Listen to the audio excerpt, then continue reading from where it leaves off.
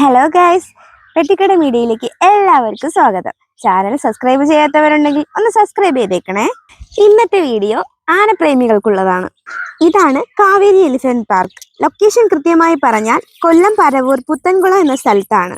ഒരു ദിവസത്തെ പിക്നിക്കിന് വരാൻ പറ്റിയ അടിപൊളി സ്പോട്ടാണിത്. ഏതോ ദൈവങ്ങൾക്കായി പൊരുവേലത്ത് നിൽക്കുമ്പോഴും ഒരു കാടിനെ സ്വപ്നം കണ്ടിരുന്നവരാണ് ഇവർ.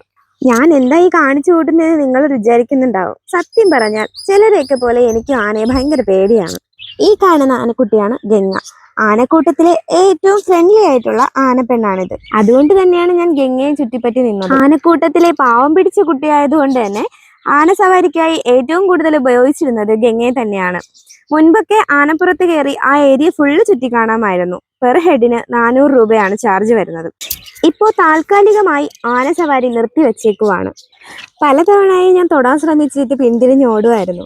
ഒത്തിരി നേരത്തെ ശ്രമത്തിനൊടുവിൽ ഞാൻ ഗംഗയെ തൊട്ടു. തിരിഞ്ഞോടി വരുന്ന എന്നെ തള്ളി വിടാൻ വേണ്ടിയിട്ട് എൻ്റെ ഏട്ടനോടെ നിൽപ്പുണ്ട്. അവൻ തികഞ്ഞൊരു ആനപ്രേമിയാണ്.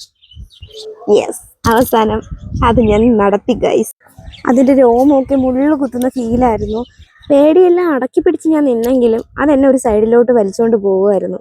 ഒട്ടും മടിച്ച് നിൽക്കാതെ ഞാൻ തിരിഞ്ഞോടി. കൂട്ടത്തിലെ ഏറ്റവും വലിയ ആനപ്രേമിയാണ് ഈ നിൽക്കുന്ന കുരുപ്പ്. അതിന് ആനയെ പേടിയൊന്നുമില്ല. ആനത്താവളത്തിലെ എന്നല്ല, പൊതുവെ പറഞ്ഞാൽ എനിക്ക് ഒട്ടും പേടിയില്ലാത്തൊരു ഐറ്റം ഇതാണ് കേട്ടോ. ഒത്തിരി വെറൈറ്റി ആയിട്ടുള്ള തത്തകളും അവിടെ ഉണ്ട്. കൂട്ടത്തിലെ കുഴപ്പം പിടിച്ചൊരുത്തനാണ് കയ്യിലെന്ന് പിന്നെ മനസ്സിലായി. കണ്ടില്ലേ ലിപ്കിസ് അടിച്ചത്. കൊത്തു കിട്ടുമ്പോൾ ചെറിയൊരു വേദന ഉണ്ടെങ്കിലും നന്നായിട്ട് ഇക്കിളിയാവുന്നുണ്ടായിരുന്നു. ഒരുത്തൻ എൻ്റെ ഉച്ചസ്ഥാനിയിലും കയറി ഇരിപ്പുണ്ട്. ഈ കുരുത്തം കെട്ടവന്റെ കുസൃതിയെല്ലാം ഞാൻ ആസ്വദിക്കുകയായിരുന്നു. നീ എങ്കിലും ഉണ്ടല്ലോ എന്നെ ഒന്ന് ഉമ്മയ്ക്കാൻ. കയ്യിലിരുന്ന് സീഡ് തീർന്നിട്ടും എന്നെ വന്ന് ഉമ്മച്ചുകൊണ്ടിരുന്ന നിന്നെ എനിക്ക് ഒത്തിരി ഇഷ്ടപ്പെട്ടു കേട്ടോ.